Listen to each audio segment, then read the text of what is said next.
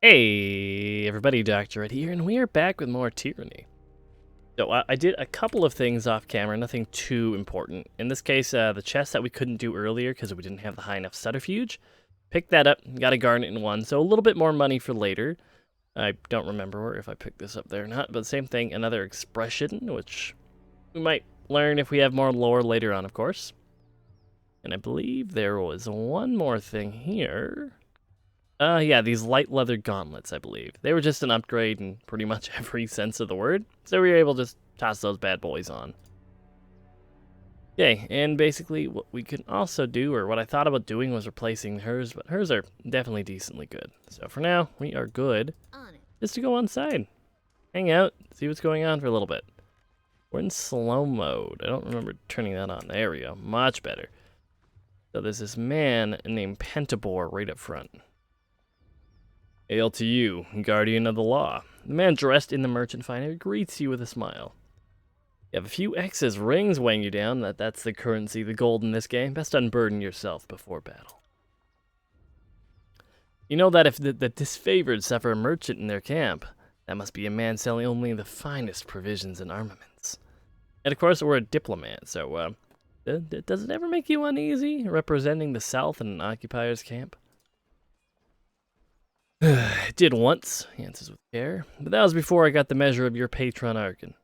Tunon speaks with fairness and wisdom. Unlike many of my countrymen, I was able to make this changing of the guard as comfortable as possible. Little treachery can be profitable, merchant. First jostles his wares playfully, sending him scrambling to retrieve them. First, don't be a dick. He does his best to recover, unperturbed. Avarice is right and proper authority of the realm, my lady. There's no treachery in that. How'd you get this job, bro? Hard work, good suppliers. All right, let's see what you got, my man. Anything I give a shit about. Bunch of common weapons, which we're already rocking. There's a Brotherhood Stout, which is going to be an armor and melee damage buff for a couple minutes. Well, in-game minutes, anyways. And the core for a Sigil of Frost, which is kind of cool. But, like I said, I don't really want to be getting too deep into freezing magic, so... Who knows, we'll maybe play around in the future. Of course, right up front and center, there's Roana. No time for chitter. Alright, how about you, Barrick? Nah, dude doesn't really give a shit. And, we have some lootable things here, too. Is this stealing? No, I'll take a free bow, though. We never know when we're gonna need shit, just for vendor trash or for other people. Same thing. Actually, that's maybe good. Armor's the same. We get a little bit more recovery, which is really good for our attack build. We lose some armor. I'm gonna say this is overall an upgrade. So, as weird as that may be, I'm slapping this bad boy on. Maybe not the most, well, pretty thing I've ever worn in any game, but it'll get the job done, right?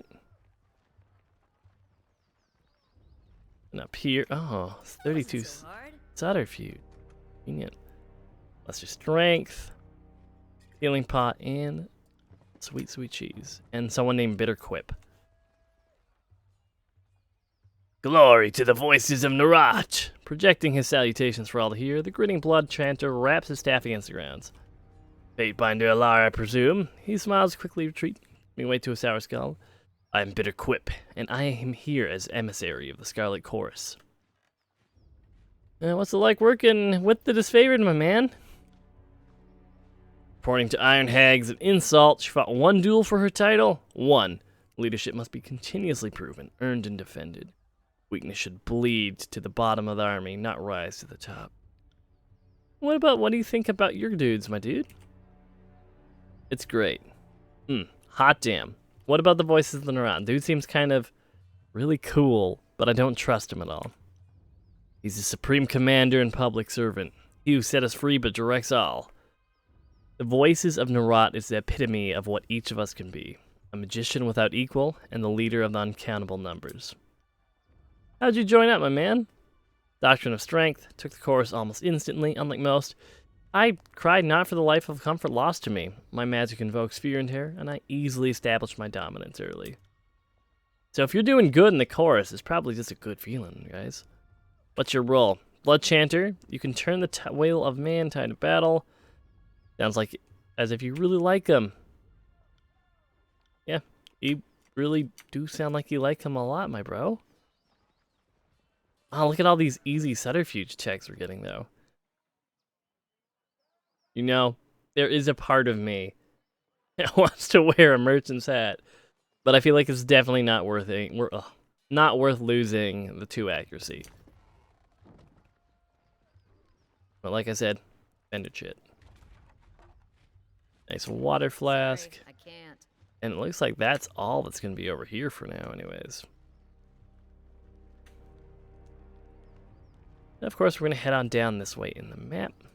See what's going on down here in, like, a prison area. Ooh, do we have 37 subterfuge? We do. Fancy helmet. Oh, okay. It's heavy armor, so we definitely lose the recovery speed. We lose deflection, we lose accuracy, but we gain 1 armor.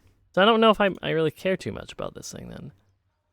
But apparently this is better in every way, basically, for our girl Verse over here. So we're going to take all, just pop her on her dome. Boom. Easy peasy. At least now she has some armor in some shape or form. Hey, Isotonus. Isotonus curses the air as a blade of thin iron breaks in half beneath his hammer. Repairing weapons with scrap isn't exactly why I got into this craft, but our supplies are spent. Why not forge bronze, bro? Bronze will do in a pinch, don't get me wrong. It can take a beating and bent back into shape, unlike the stubborn iron we have. Relies have plenty of tin copper, so supplies aren't the issue. It's a rare smith who can churn up military-grade bronze consistently. More often than not, it comes out soft. Look around the camp. We're garbing the Legion head-to-toe iron because it's cheaper and easier to produce for the masses. Couldn't do that with bronze. They called us favored the Iron Legion for a reason. Strategy and skill may be our backbone, but our claws are made of iron. Good stuff that comes from the smith in Lethian's Crossing. And you say there's an iron shortage, my man? Afraid so. The last shipment sent down to Matani went missing near Echo Call Crossing, and I'm afraid we won't be seeing any more until the valley is sealed. Forge-bound iron is Tunon's responsibility. Why is this the first I'm hearing about it? What's forge-bound? Oh, Mage Smith, okay. Hey, keep your voice down. He flinches and lowers his own. Graven Ash doesn't want to cause a panic or pass any information to the Vendrian Guard. Best case, the iron tumbled off a boat and is rusting on a riverbed. Worst case, it's in enemy hands. Yeah, if I find it, I'll let you know. I appreciate that. As does the great general, more than you might guess. Maybe he isn't quick to offer his thanks to outsiders. I know he'll be grateful for your help. Yeah, man, we gained some favor with the disfavored. Awesome. Glances the crate beside him, small in the sense of notches on the wood. See that? This is how we tell our iron shipment from the rest. Conspicuous so people don't go snooping around. You want to keep your eyes out for this. So basically, we'll look for boxes we can interact with somewhere. That looks about all we're going to be finding over here. Cool. And we got that quest added to our journal then. Of course, we should probably get on heading north to where we've been kind of putting off our mission for a bit. Looks like that's Ash's tent. Up here, Lucia and some food skis. And a bag. So we're going to take your fruit, talk to these boys. I am Lucia. This is Marcus. His favorite soldiers point to the armored man next to her.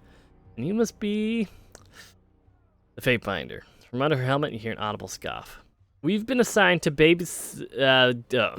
assigned to your hospitality, while you remain on disfavored ground. If you need a place to rest, we can make the necessary preparations. See, we don't have any of those 3.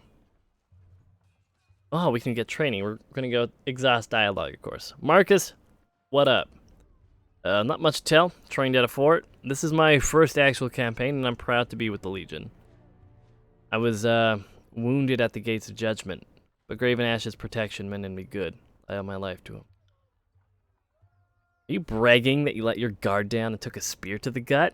You really shouldn't boast about a filthy tearsman besting you in battle. You're just bitter that Lord Ash never seems to notice you. Petty, you guys.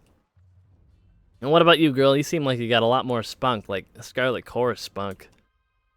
I do this. She lifts up her heavy shield, and I do this. And then she stabs it in the air. Playing host is not my strong suit. Ignore my sarcasm. I've seen the Legion through my share of the campaign. After so much bloodshed, our pretense of honor can wear me down. North is my home, and I consider each and every one of those bastards in this camp my family.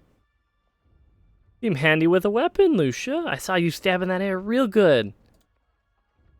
Lucia, disfavored. Favorite 1. I'm handy in a lot of ways. Believe me, she winks. Weapons, though. Yeah, you could say I know what I'm doing. Lucia, are you flirting with her? Relax, Marcus. There are plenty of camp slaves if I ever need to scratch an itch. Although, you ever need someone to warm your bedroll, let me know. Please sleep in my armor. Hope you don't mind. Now have skills, blah blah blah, Oathbreakers. Every battle is a reminder of the Legion's superiority. The Oathbreakers have plenty of heart, nothing to beat our Northerners' value and Graven Ash's love. Same thing, since we're getting a bit of favor from them, they're generally acting positive towards us. What's it like serving? In spite of her name, not bad. If they boast so much about honored, why are they disfavored? Why? Our rep's not that good. You know, we're not good enough, but what training can we get, bros? Okay, it looks like we can train ranks based on levels, and it's cost based on what you have, potentially. So for me, I'm running two-wielded, so everything is cheap except parry. But with her, same thing. And she has some points there, but we can also spin that around and ask Lucia for some training. We got thrown weapon, dodge, and athletics. I feel like there are definitely worse things to be putting points into than athletics right now. So maybe it's not the most ideal expenditure right now, but boop, boop, boop, boop, boop. There we go. This is going to be a lot of our money, it's looking like. It looks like we can go here, get her dodge up a little bit. Maybe crank athletics up a little bit too. Cool. A lot of our money, and that's all the training we can do for this level, but upgrades are upgrades, right, guys? And one thing I am realizing now that we haven't done, because I'm not used to this layout compared to Pillars of Eternity, we haven't talked to Verse at all, really. Always a pleasure. Since we've just through dialogue gotten her loyalty up to loyalty rank 2, you know, she seems pretty happy to talk to. Sizes you up with open curiosity, laughs to herself, shaking her head. What do you tell me about yourself, girl? If you insist. I'm a Scarlet Fury. That should raise some flags for you. It means that I'm good at killing, and more importantly, that I enjoy it. Oh, cool. Yeah. Sorry, I thought it was a bit quiet. I will probably be fixing that for the dialogue, at least next episode. So for now, you might have to grin and bear it. But if they're voicing themselves, I don't want to talk all the time. What I won't enjoy are the pleasures of funerary rites packed with weeping mourners. Someday I'll fall in battle, and then they'll roll me into a mass grave or heap me atop a shit-stained wagon. One more anonymous, knife-riddled piece of meat. That's kind of morbid. Until then, I plan to take whatever I can from life and have a little fun along the way. How was your life before, you know, crazy war people? Not gonna talk? Okay. Life. What life? As far as I'm concerned, I didn't exist before the chorus. There's some girl in a farm wearing my face, talking with my voice, but she wasn't me. Sometimes she would sneak out at night, take a scythe, and have some fun with the livestock. Our shared interest began and ended there. That's fucked up. And they swept through my village on their long trek from the bastard city. That was when I finally woke up. Buried my old life, took a red vengeance on anyone who'd wronged me, and found freedom I could only dream of. What of your parents? Mother ran a successful farm, and I worked for a number of years before I found the chorus. She was a bitter old woman. I acted like the world owed her something. Never talked about my father, though I figured out a thing or two about him later on. He was a merchant from the Northern Empire who took a liking to her. She, him. Stayed around only long enough to get what he wanted. Don't mind him. Mother never really had what you'd call taste, so couldn't have been terribly influential to me if he did stick around. Ever want to go anywhere else? No. Could have labored on do. In short, yeah, she found her calling. Good for you. And one day, I slit my husband's throat over breakfast, joined the chorus. I think he could have given. No, let's just get on her side. Better stick with the chorus. Boom. Easy loyalty. And it looks like we just got a reputation ability. We're going to have to check that out later. Let's see. Oh, it's based from a certain rep with people. Okay, I understand. I comprehend what's going on. At least you understand. Thanks. How did I get... I don't think you get it. The chorus didn't take me as a sobbing maid. I went to their camp and enlisted. No one tossed me a blade. I lived through initiation and spent a week butchering my neighbors and moved on with my new kin. What's up with your feathers? Oh, this was a loyalty check. I guess we're getting awfully buddy-buddy, so I guess you deserve a story. My mother kept a messenger bird, Witterbeak. He was an angry old bastard, spoiled from living the high life. Squawked in my window every single night. Pecked my fingers while I fed him only the fattest, juiciest mice. I left the farm to join the chorus. I wrung that ungrateful little fucker like a dish rag, plucked his feathers, gave his carcass to the mice. Felt like justice. Slides crimson feather from her hair and spins it in her fingers. I also like how the feathers catch the breeze. Helps me keep my balance, especially when I'm moving fast. Then slips it back in, smooths it back. Enough about your past. Damn, girl has some things to talk about. Tell me about your time with the chorus, girl. The Scarlet Chorus is mostly for madmen and peasants with rusty daggers, but it's also a little niche of freedom that I never had. Once I survived training and met my Scarlet Fury sisters, I saw a different side of the Howling Mob. Huh, what about your training, girl? For new recruits shoved to the front lines, training means surviving the first battle. Anything beyond that is for the fighters who show potential, whether as blade dancers or arcane madmen. There's nothing in the world like getting put through the paces as a Scarlet Fury. Every day is a test of your commitment and passion. Failure means death. The first few weeks were the hardest, but also the most rewarding. I earned my name, picked up some quality weapons, and met my sisters. Huh, well, good for you. What about them Furies? Elite fighters of the Scarlet Chorus. Your typical Horde recruit fights with a rusty spoon and a chip on his shoulder, but the Scarlet Furies are, well, different. We focus our madness. We coordinate, we kill, we dance. It's like art. Imagine a sculpture that twisted in weird, beautiful angles, and then gutted you too fast for you to realize what was happening. You know what? I like dual-wielding weapons. That sounds like my kind of jam.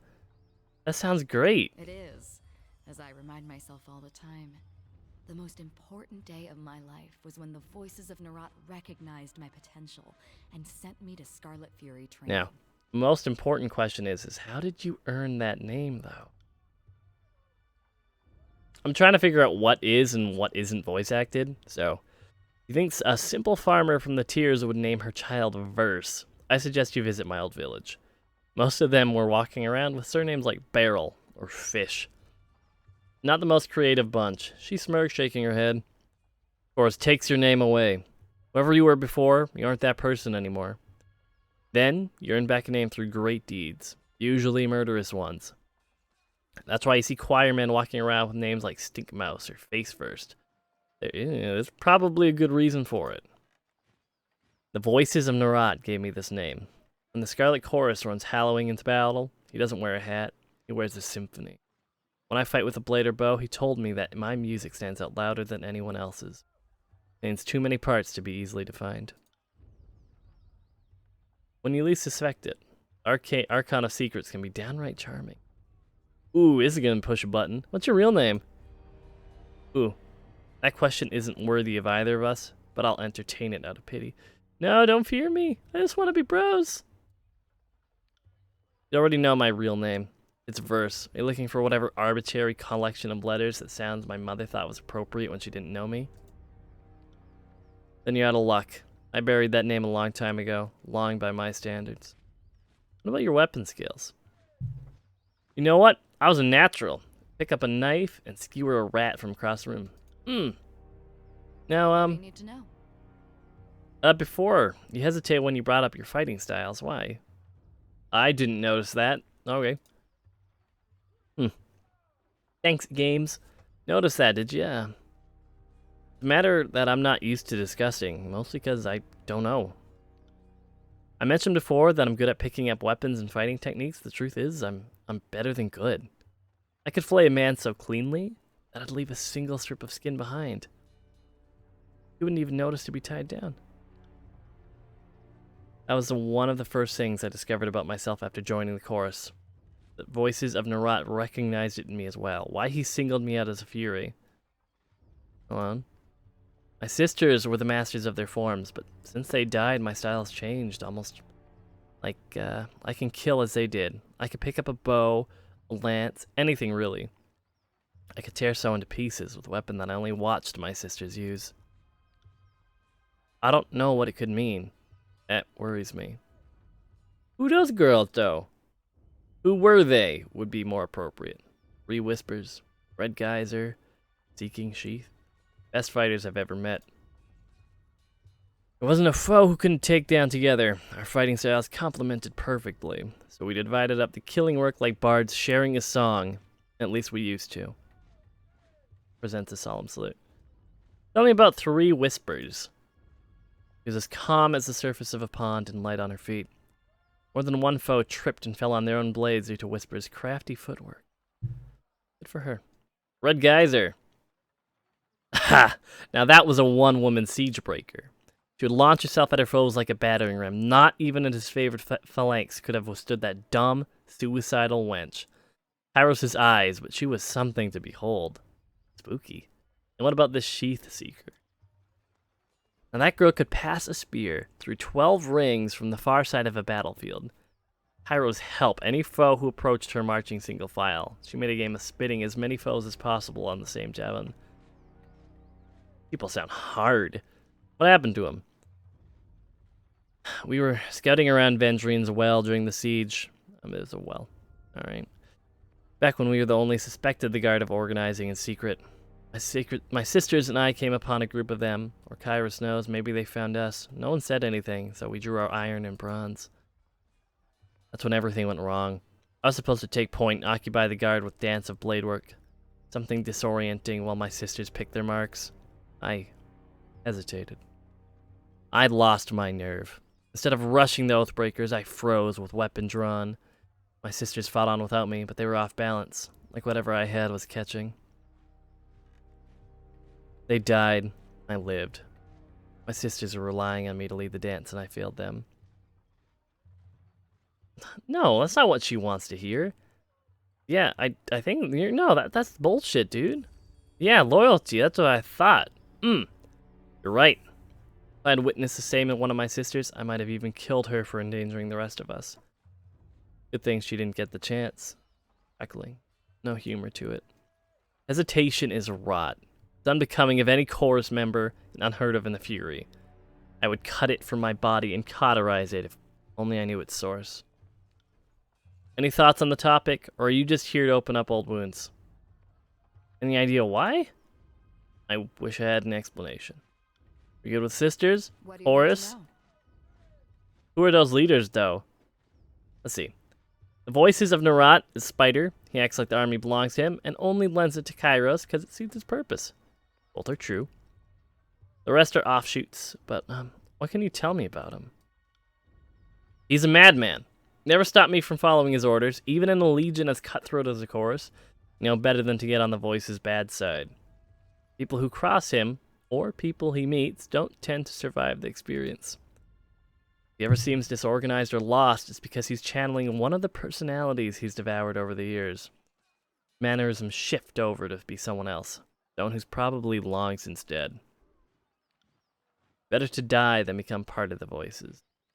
Yeah, he can just suck their minds. Spooky. Why is he so strong, my dude? He's Archon of Secrets. Didn't earn that title lightly. People say he knows more than every sage in the tiers combined, and he can think 1,000 steps ahead of the other Archons. Maybe not. What about the fifth eye, though? A walking nightmare, that one. Couldn't begin to guess who lives under that armor and speaks with that reedy voice, but I'll tell you what I know. When your world is built on secrets, it pays to have a few extra eyes. The voices of Narat has eyes in abundance. Some that he keeps close, and others he sends off into the wilderness. Whoever the fifth eye was before he came into the Archon service, now he's just a half-mad, gibbering speech hole. A bodily function. In other words, an eye. Wait, his eyes are people? How many does he have? The number changes as it grows, or because rumors don't mean shit. 3, 7, 19. All of us are eyes and we don't even know it. Back to my question. Gang bosses are just gonna be gang bosses. You led a gang? Whoa! Boss someone who can rally enough support to kill the previous boss. Into command until someone gets wise and stabs him in the back. Tipcap leads the filthy lambs. Do all those questions. No, you led a gang. I can crack a whip better than any of those daisies at the disfavored labor camps. But I wasn't interested in that life. So I wanted to stand on the top like a predator, so here I am. Let me talk about something else. Oh my god. Do you now? You already know that Oh shit, we actually have some knowledge about this. If it seems like a total mystery to me, I don't know how you could have arrived at any conclusions, but I'm open to ideas. Talent reminds me of the voice. Ooh, shit. Yeah, subterfuge. We want that getting higher. If you want to split hairs over it, you could argue that I took their instincts, their reactions, but I failed to see... Wait. Are you trying to compare me to the voices of Narat? The voices of Narat is a monster. We both know that Tyranny has never seen a creature more despicable than him. Never mind that he's kind of my boss. No, we're not doing a direct comparison, girl. Just this talent. My little talent that latches onto my friends and bleeds them dry, you mean? Because I never asked for it. Oh. I've traveled with the chorus for years. I've seen what the voices can do, and it scares me, all right? The idea that everything I am could be reduced to that. If I had that kind of power, if I could become like him, I don't know how I could live with myself. I'd rather drown myself in a camp latrine. You don't have to be like him, just be a little bit more selective. I'm sure he had the same idea when he got started. But you know what they say about power? It's usually wielded by assholes. Thanks. My sisters died. You should have seen us. We were amazing together. I didn't mean to take away what made them special, but I did it all the same. And let me tell you, it felt terrible. If I lived a century, I might never figure out how to make that happen again. And more importantly, I don't want to. How is it you think you did this, though? I have a few ideas, but Scarlet Fury share a sort of link. It's how we coordinate our dance in the heat of battle. We don't pass messages, but our emotions and intentions sync up without words. Go on. I felt this connection more keenly than my sisters did. I could pick up nuances they miss. I could feel them from farther away. When my sisters died, I felt each of them getting yanked out of my brain like someone pulling snails from a garden. But ew. Some of their slime residue was still up there. Does that make any sense? Your sisters live on in you, girl?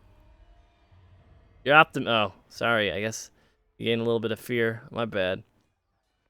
I won't bring my sisters back, and it doesn't fix this thing in my head. I don't understand. Would you like to duel? That would be an understatement, and I thought you'd never ask. Since you're obviously at a huge disadvantage, I'll let you pick our weapon of choice. Girl, let's dual wield. Exotic. Good choice. I'll leave you to guess which one is my dominant hand. There. Ah, shit. We gained dual wielding points. Burst slashes and parries with unrestrained ferocity. At times it becomes difficult to follow her movements. After taking more than a few cuts, you learn to relax your eyes and better follow the subtle motions of her dance. You held your own. Call me impressed. Need anything else? Or hey, man, free skills are free skills. I'm not going to be bitching about that at all, man. Yeah, we can probably talk more later.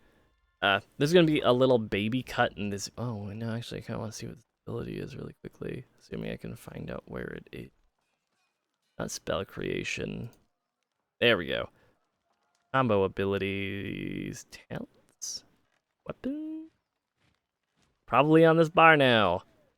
Death from above, all that shit. We're gonna look more into this later. Just gonna do a little cut. We're gonna go in the tent. I just have to stop recording for a moment.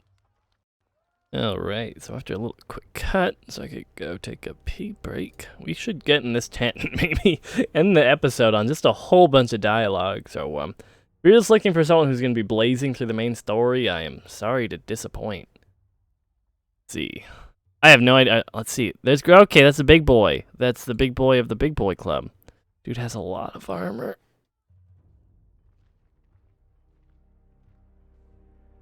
That's 4 reports of avalanches in the mountains now. The Tearsmen can barely count past 9. They have neither the capacity nor the cause to close off the mountain passes. Either way, that leaves the 2nd and 4th cohort trapped outside the valley. Okay, and Archon of War pounds his staff on the ground to punctuate his words. A large and imposing man to begin with, his profile made larger by his hulking suit of armor that hums with a mystic energy. Or it's the work of your perfidious Earthshakers. Only a fool would not suspect a traitorous Archon of poisoning the mind of his students with sedition. We would have killed the Earthshakers Guild for their master's treachery, but I'm sure you have some perfectly valid reason for allowing them to live as your pawns. Oh, he doesn't sound like I expected him to. With Archon of Secrets passes a scepter between his hands as he speaks. Twirling you hear the voices in your head. Well, hello there, Fatebinder. We'll be with you in just just a moment, all right. Emerald luminescence seeps from the seams of his ragged red robes. The glow is most noticeable where his neck ought to be. His mask seems to float and spin, never pivoting or bending naturally. Hey, watch yourself. When these two get going, you don't want to get between them. I'm just gonna remain quiet for a little bit. I always know you've run out of things to say when you resort to mocking my vassals. If we are to speak of treachery, why is it that my scouts see the Scarlet Chorus warriors defecting back to the Vendrian Guard? Ooh, shitty. Your fearsome reputation has gone flaccid, for it seems you cannot control your soldiers, or perhaps you simply choose not to. Ooh. My lords, the Fatebinder has arrived. The disfavored commander raises her voice a little bit, just a smidge, trying with little sass to speak over the Archons. Perhaps we could table this discussion and let our guest speak. Speaking of strategic failures, who was it that insisted the valley would need only a token garrison? For some strange reason, we can't seem to recall which balding halfwit grossly underestimated the enemy. Oh, man. And he's twirling that scepter around again, huh? Can you hear us, Fatebinder? Cough if we have your attention. Oh, cool. That'd be here if we're just paying. Oh, that's really cool. And I thought you had left agents within these Tearsmen when they surrendered. Either you failed to see this coming. He's a pretty big boy. And let it happen. Incompetent or in cahoots, either way, this mess has your filthy stink all over it. And he lurches forward, resting his weight on his maul as his blue luminescence crackles through his armor. We look forward to seeing you explain to Tunon why the Archon of War could not close the vice on this trivial little insurgency. When we are crowned the ruler of the Tears, we shall have this place renamed to Ash's Folly in your honor. Oh, man. Good. Now pay attention. You might miss something. I'm just going to be quiet a little longer. If I could trust the information I get from you and your conscripted mouth breathers, perhaps I'd order my cohorts around a bit more aggressively. But last time I trusted your all-clear report, my troops failed to come home. It just seems to me like everyone's fucking it all up. Oh, Ash, old boy. If you're going to have a little sob every time one of your nieces or nephews dies to the Tearsmen, perhaps we should have Siren sing you some calming lullabies to help you cope with your grief. Cool. Apparently Siren's another Archon, the youngest one, who is BFFs with the voices of Narat. All right. And he flips 3 more times. Take care that you don't learn too much, Fatebinder. An excess of knowledge, curiosity even, can earn unwanted attention. Hold your tongue. I will not have you denigrate the honor of our fallen brethren. Commander's hand moves to the hilt of her blade, that the weapon stays sheathed. I'd be doing us all a favor if I cracked open that You shouldn't be threatening this man, my dude. Oh, this guy's weird looking. They bicker like children, do they not? The fifth eye's grating tenor pierces. I don't know what kind of a volume that is. I meant only to say, welcome to our guest, the Fatebinder. Armored retainer bows with rushed inelegance and rises to salute, and not a moment too soon. Oh man, look at all this favor. Goddamn. The Queen Slayer. Sensing your presence, the disfavored commander snaps into a firm salute. No doubt your presence here will strike deep despair into the hearts of our enemy. Lord Ash, Lord Narat, our guest is here. We're diplomat. We're just gonna bow and salute to both. All that favor, though. I would imagine you are here with another of Kairos' edicts. Perhaps another catastrophe that will punish our foes for hiding behind their walls? Kind of. My soldiers tell me you helped Commander Drotus on your way through Edring. You honor the court with your selfless cooperation, for that is the sort of camaraderie that Kairos demands of us all. On the last of his words, Archon of War glares at the voices of Narat, furrowing his brow. Are we all done? I come bearing an edict. Quick and simple. It seemed only yesterday you were proving your worth in battle, assisting my warriors in the siege of the bastard city. Now Kairos has chosen you for a second time to proclaim an edict. Tell us, good Fatebinder, what sort of punishment does the Overlord have in store for the We're not going to be doing shitty things. Competence, no. That's okay. Number one is, guys, get your shit together or we all dead. The earth sways with each word you utter. They are thickening with warmth as he pronounced a tersely phrased commandment. Its every syllable drafted by the hand of Kairos. With the edict proclaimed, your pulse quickens and the muscle in your legs, worn from a long trip down the mountains, feels renewed. The tired limbs now nearly buoyant with vigor.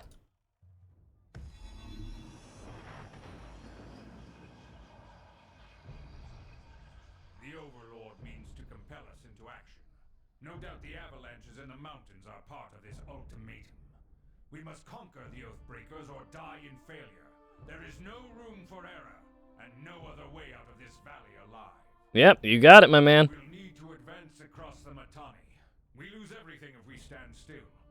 And we move to back up Plan Green. The Earthshakers didn't make it over the mountain in time. So we do this the hard way. Over the walls instead of through. Then he taps his fingers against his temple and a low rumble escapes from under his bushy old beard. So you found your backbone at last! Oh, we were worried past humiliations would make you soft, timid. That was a record for you, right? The baker's dozen lost in one sortie. If you had waited for the chorus reinforcements, maybe we'd have eyes and ears on the matter. And he does this thing again. Watch him squirm. So many tears over replaceable, expendable, useless soldiers. I miss the old Archon of War. You never see blood echo in a blubbering mess over a few dead killers. He uses the knuckle bones of his best disciples for jewelry, and even made a breastplate out of his dead brothers.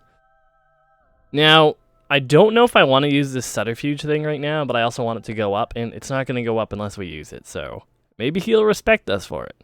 I second the Fatebinder. Thought you had the memories of one of those Oathbreakers rattling... Other people liked it. Kairos' mighty spy master, please enlighten this gathering of allies with some scrap of strategic insight. Archon Secrets turns his head to the side, till the face of his mask is turned around and a new facet of the mask presents itself facing forward. The next Archon speaks, the booming voice of an older man can be heard. Cowards! If I were still alive, I'd freeze the blood as it runs in your veins. You may take the river, but you'll pay for it with your lives. Okay, he's channeling the personality of Hagravar, one of the elders of the School of Tides, water mages, that fell during 429, during the initial attack on the wall. Yada, yada, yada. In short, we basically had him suck up all them juices when he met with all their elders, so, whoops. Our sources tell us the Oathbreakers had some sort of magical trick in store. But this knowledge is tinged with fear, trepidation. If we make a move for the Matani, we suspect the Oathbreakers will mount a counterattack that is equal parts valiant. And we know that voice from our lovely conquest. Yes, and that old codger put up quite a fight on the way out. Almost turned himself into a puddle to escape our interrogations. He's not the last of the Tidecasters, though. At the time of his death, there was another. A woman named Ebb. We believe she is one of the mages assisting these Oathbreakers. So no one's gonna like this. I don't know, these things like I'm just talking shit individually, so that's enough. There's work to be done. My lord, Barrick and his band have drilled on the Echo Call assault plan. The Crescent Runner should be briefing him as we speak regarding the latest enemy movements along the river. I will dispatch him at once. Marshal salutes, clapping her gauntlets to her breastplate. And I will ensure the corps stands ready to march, if the disfavored can take the river. The corps has the manpower to secure the outer ring of the valley. Our soldiers clamor for battle, and at last we shall have it. Thus, we command you to continue guarding the Fatebinder. Tunan's Chosen is our honored guest, and must be shown our finest hospitality. I won't let you down, boss. She'll get through the campaign in one piece, as long as she doesn't do anything stupid. I don't plan on it. And before we forget, we have a debt to settle. Last year, when our warriors got confused about supply lines, so kind of you to understand how things get muddled in the fog of war. I'll catch the rings. So you gained favor with Narat, lost favor with... Sorry, my Gravester. Apparently you still love me like a motherfucker. And you kind of like me. That's fine. Yeah, the disfavored still want to, like, basically jerk me off, so... The fool and his puppet are gone.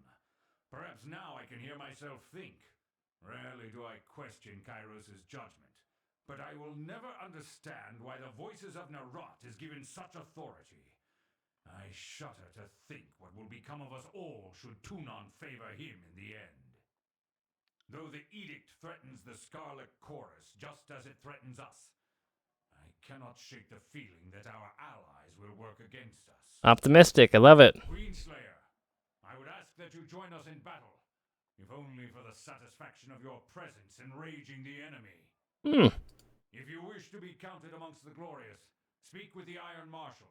I would love to. Battle until we are ready for the final push into the Citadel. And I would be, yeah, sure, honored to help, my man. I'll be at the training grounds readying the soldiers. Find me when you are ready. She pauses, clearing her throat. And though I am loath to mention it, the chorus can likely use your assistance. They certainly won't secure the Outer Valley on their own. Fifth Eye will be somewhere in that rat's nest they call a camp due east. Seek him out, if you must.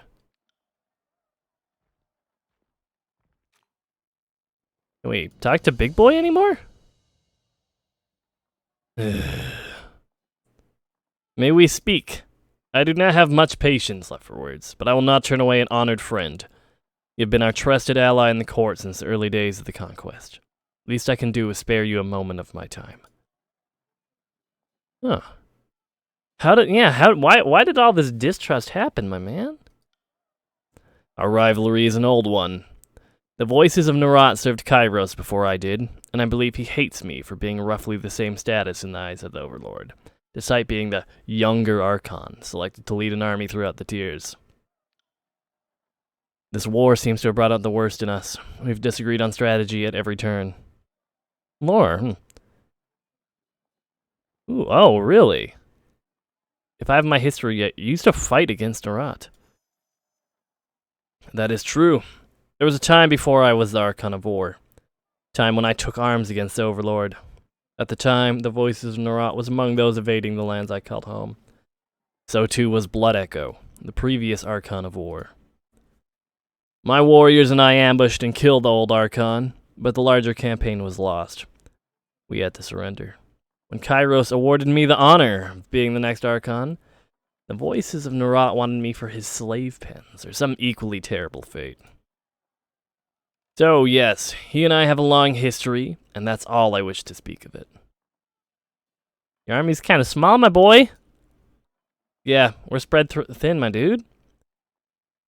Why is this such a hard task? This might be a shitty thing to ask. Oh, we have some favor with him, so he's not going to get too pissed. Lets it a long sigh and glares at me with a furrowed brow. It's not for lack of trying.